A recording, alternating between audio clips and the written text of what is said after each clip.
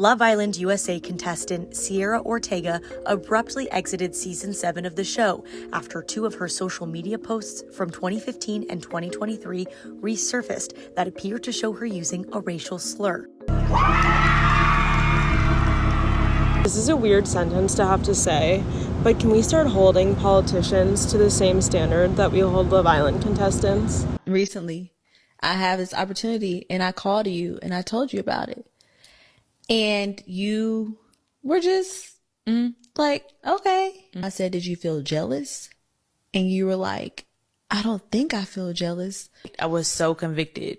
My man built me an at-home gym. We're about to get our first pump in, okay? Today's glute. That video of Monet working out on her plantation gym just pissed me the fuck off. Why are y'all mad at this girl for staying on a plantation? You don't even know if it's a plantation. She never outright said it was a plantation. Why are y'all mad? I would never get on this mother app and go on nobody's shit and just be bashing people. You never know what's people breaking point or what could take people over the edge. Like, y'all gotta stop.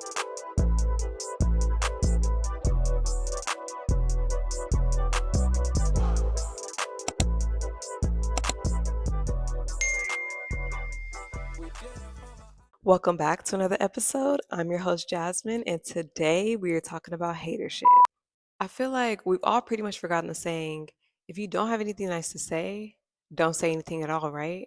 Because the amount of online bullying, trolling, hate comments that I see on a day-to-day basis is just insane. Social media was once intended as a place to be, a positive place where we can connect and network and build and grow.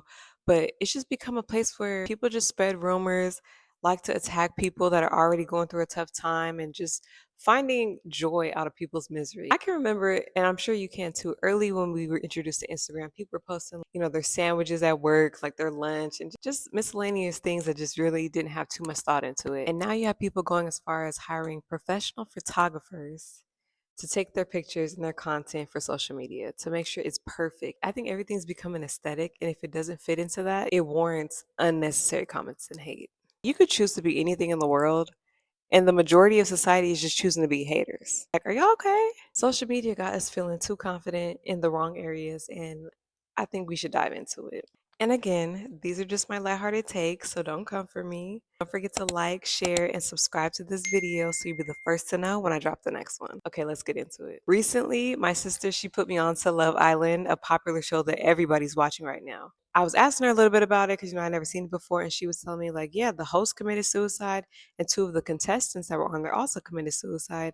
And it really got me thinking, like, people don't realize the impact that social media and online bullying really has on people, to the point where they feel like their life has no value, no worth. The thing about Love Island is that they don't have access to internet, phones, social media at all. This season, it's been very interesting to say the least. A lot of drama, a lot of tension. It's a dating love reality show. The amount of hate that I've seen the most recent cast member that was kicked off the island is just crazy. They're really going in on her and have been going in on her. It's like, it's all fun and jokes until someone actually hurts themselves or takes their life, or like something serious happens. People are just hopping on this hate train without it even giving real regard to how it will impact her, her mental health, her family. Like, it's so extreme. It's been brought up that Cierra made comments that were, offensive to a certain culture and community. It's definitely repercussions should be taken. Like, it shouldn't be taken lightly.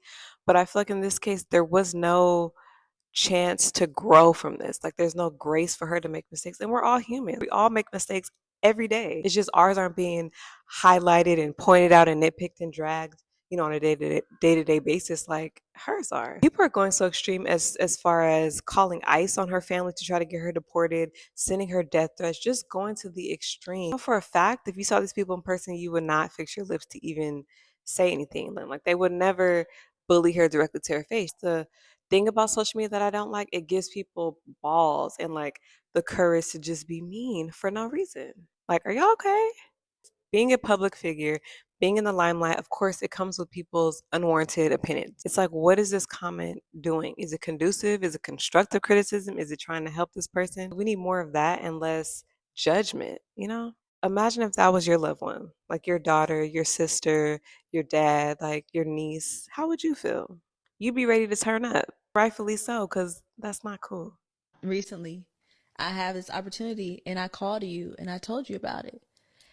And you were just like, okay. And you called me back. I called her right back, y'all. I was And so you were convicted. like- I was so convicted. You were like, I didn't like how I felt when you told me that. And I was like, what do you mean? You were like, I don't know what it is. I'm talking this out in real time. But whatever it is, I don't like what I felt. And I said, did you feel jealous? And you were like, I don't think I feel jealous. My definition of being a friend and B. Simone's definition of being a friend is just completely different. When I saw this interview, I was just like, whoa, that's crazy. I can't imagine calling my best friend, telling her about an amazing opportunity that I've received after having like a pretty hard, rough time. And she kind of is like, oh, and then hangs up. When you call her back, she makes it all about her. You're asking, well, why did you feel that way? And, are you jealous? The audacity to steal the spotlight from such a, exciting moment for me is just crazy. I done gave people money. I done bought houses. I done paid for divorces. Now think about how I feel as your friend. Sometimes from the public perception, it's like being a best friend with a celebrity. Everybody thinks that, oh, because you're connected to this person, then your life is just as grand as theirs, or you got it, or they helping you. Baby, when I tell you, didn't have a job, living with my parents, a single mom, all this happened to me this past year. Jesus. And then it's like to not have resentment in my heart towards you because I saw you do this for other people. I saw you give a check to somebody to help them through whatever they went through. I'm not sure what type of friendship or what type of relationship that they have going on, but even if you're not my best friend, if you're someone that I consider, a loved one or that I care about, I'm not going to sit here and watch you suffer in silence. If I can help you, I'm going to help you in whatever way that I can. This friend is saying that B. Simone was cutting people checks in front of her and helping people do deals and all this, that, and the third, and plugging them, all the while she's homeless, getting her car repossessed, moving back with her family. And then her justification was she wants to win together. So because her friend got the opportunity and not her, she feels away. She might as well say, yeah, I'm jealous, because what else is it giving? Anything other than, oh my God, girl, you trying to celebrate? I'm so happy for you. I'm so proud of you. You deserve this. Is being a hater. Like, let's be clear.